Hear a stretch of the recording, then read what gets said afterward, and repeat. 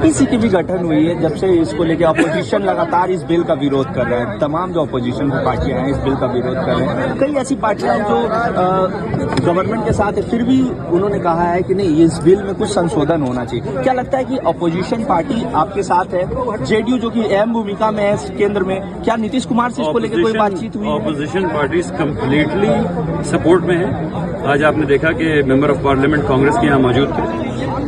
इसी तरीके से ममता बनर्जी साहबा की पार्टी कम्प्लीटली सपोर्ट में है। जितनी भी और ऑपोजिशन पार्टीज हैं वो इस बिल के खिलाफ हैं। वो चाहती हैं कि ये बिल खत्म हो जाए। ये बिल सिर्फ टिकी हुई है 2 बैसाखी पर। एक नीतीश जी की पार्टी है, दूसरी चंद्रबाबू नायडू जी की पार्टी है।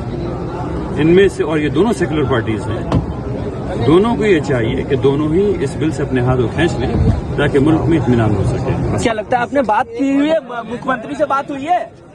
हिंदुस्तान